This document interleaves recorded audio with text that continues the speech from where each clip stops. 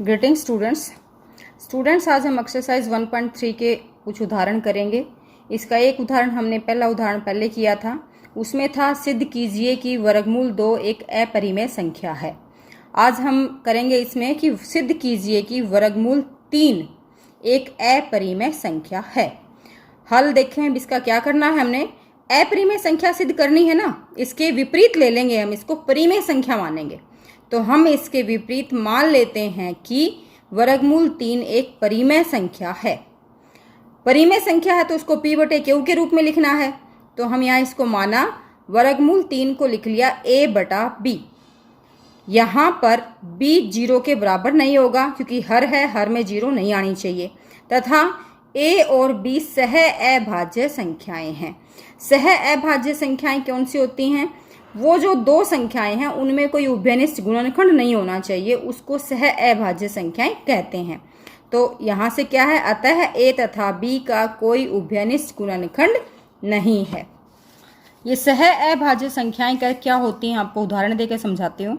जैसे कोई संख्या है हमारे पास दे रखी है 6/4, तो ये संख्या जो है बेटा, ये देखो आप ध्यान से, 6 जो है वो भी 2 के पहाड़े में जाता है, यानी 2 से कट जाएगा, और 4 है वो भी 2 के पहाड़े में जाता है। तो ये जो संख्याएं हैं 6/4, ये सह अभाज्य संख्याएं नहीं हैं क्योंकि इनमें उभयनिष्ठ गुणनखंड क्या था, 2। दोनों संख्याएं 2 से भाग जा रही थी, और अब हमारा आंसर यहाँ आ रहा है 3/2।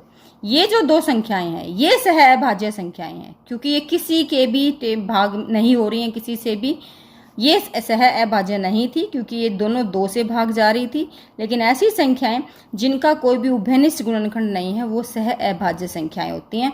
तो यहाँ पर 3/2 है, 3 और 2 दोनों किसी भी सेम एक संख्या के पहाड़े में नहीं जा रही हैं, तो ये सह अभाज्य संख्याएं हैं। तो हम यहाँ यही पढ़ते हैं कि अतः a तथा b का कोई उभयनिष्ठ गुणनखंड नहीं है। अब गुणनखंड नहीं है तो अब इसको हल कैसे करेंगे? अब वर्गमूल 3 को a/b माना है तो इसको a/b ले लेंगे। उसके बाद हमने क्या किया, इसकी आर पार की गुणा कर दी, यहाँ से इसको गुणा कर दिया। आर पार की गुणा करेंगे तो b इधर आ जाएगा, साथ में गुणा में लिख भी रखा आर पार की गुणा करके। ये आने के बाद इसका क्या करेंगे, दोनों तरफ वर्ग करने पर, अब हमने वर्ग कर दिया, एक इधर से इसका वर्ग हो जाएगा और इसका वर्ग हो जाएगा, तो ये वर्ग हो गया है। अब इस वर्ग का मतलब क्या, इस वर्ग के अंदर दो संख्याएं हैं, वर्गमूल 3 भी है और b भी है। तो वर्गमूल 3 का अलग से वर्ग करेंगे और b का अलग से वर्ग करेंगे, बराबर है a का वर्ग। अब यहाँ से वर्गमूल से वर्गमूल कट गया, ये बच गया 3 और ये आ गया b का वर्ग, बराबर है a का वर्ग। ये समीकरण 1 मान लिया हमने। यहाँ तक समझ में आ गया। तो इससे हमें क्या, देखो ध्यान से यहाँ पर देखो, a का वर्ग बराबर है 3 गुणा b का वर्ग, 3 गुणा में b का वर्ग। तो इसका मतलब यह है कि इससे हमें प्राप्त होता है a का वर्ग 3 से विभाजित होता है। इससे हमें क्या प्राप्त होता है कि a का वर्ग 3 से विभाजित होता है। अगर a का वर्ग 3 से होगा, किसी भी संख्या का अगर वर्ग उससे किसी संख्या से भाग हो रहा है तो वो संख्या भी भाग होगी, तो अतः a भी 3 से विभाजित होगा। आगे देखते हैं। अच्छा, अब देखो हमने सिद्ध कर दिया कि a जो है वो 3 से विभाजित होता है। 3 से विभाजित होता है तो हम क्या मानेंगे, माना a बराबर है 3 गुणा में c। c यहाँ पर एक पूर्णांक है, यानी कि वो 3 से विभाजित होता है, तो 3 गुणा में यानी कोई भी संख्या हो सकती, तो उसको हमने c माना है, जो कोई संख्या हो सकती है। तो दोनों तरफ वर्ग करने पर, अब इसको भी दोनों तरफ वर्ग किया तो यहाँ a का वर्ग ये हो गया, 3c का वर्ग ये हो गया। a का वर्ग यूं का ही उतार लिया, 3 का वर्ग यहाँ पे अलग हो गया, c का वर्ग अलग हो गया क्योंकि दो संख्याओं का वर्ग था इकट्ठा, उनको अलग अलग कर लिया। 3 का वर्ग 9 और ये c का वर्ग। अब आगे क्या है, समीकरण 1 से। समीकरण 1 हमारा क्या था, यहाँ पर बताएं आपको। समीकरण 1 ये था 3b का वर्ग बराबर है a का वर्ग। तो यहाँ से a के वर्ग का मान क्या है, 3b का वर्ग, वो हमने यहाँ रख दिया है। 3b का वर्ग बराबर है 9c का वर्ग, यूं का ही उतारा है, ये लिख भी रखा समीकरण 1 में रखने। अब इसमें से इस 3 को इधर बटे में ले आए, जिसमें बटे में लेके आए 9 से कट गया ये b का वर्ग बराबर है 3c का वर्ग। ये सिद्ध हो गया है हमारे पास कि b का वर्ग बराबर है 3c का वर्ग। इससे हमें प्राप्त होता है कि क्या प्राप्त हुआ कि b का वर्ग 3 गुणा में कोई संख्या है तो 3 से विभाजित होता है, जैसे a का होता था। तो इसी तरह यहाँ हमारे पास क्या आ गया है कि b का वर्ग 3 से विभाजित होता है। बी का वर्ग हो रहा है तो बी भी 3 से विभाजित होगा। इस प्रकार ए और बी दोनों क्या हो गए, कम से कम दोनों का एक उभयनिष्ठ गुणनखंड 3 तो आ गया। ए का वर्ग भी 3 से विभाजित था तो ए भी 3 से था, बी का वर्ग 3 से विभाजित है तो बी भी 3 से है।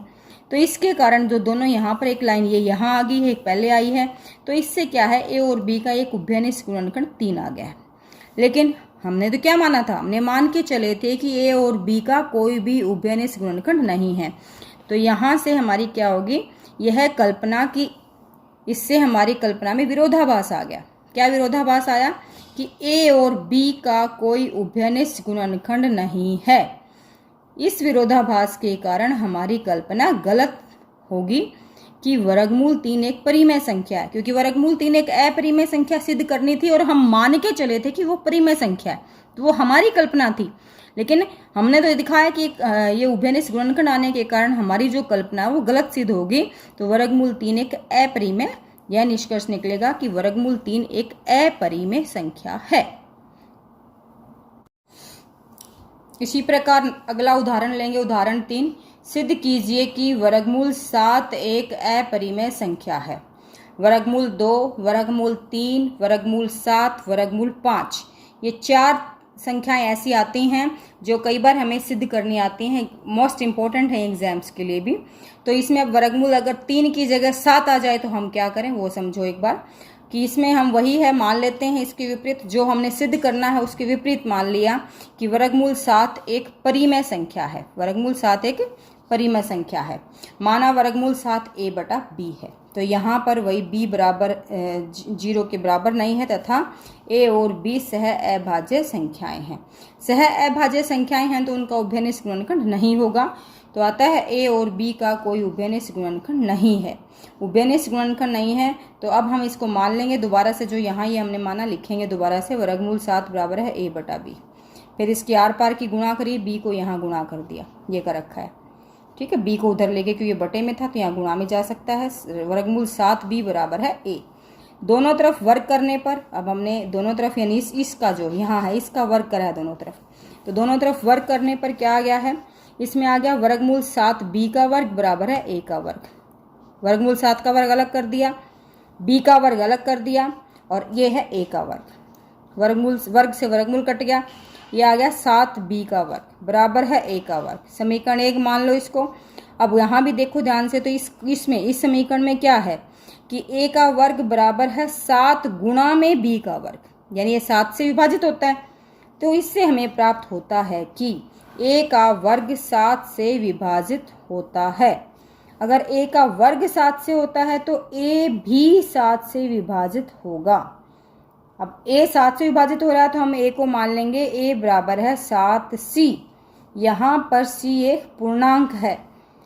अब हमने इसको 7c मान लिया तो उसके बाद इसका क्या कर दिया, दोनों तरफ वर्ग करने पर इसका वर्ग करेंगे, ये हो गया a का वर्ग और इसका 7c का वर्ग ये हो गया।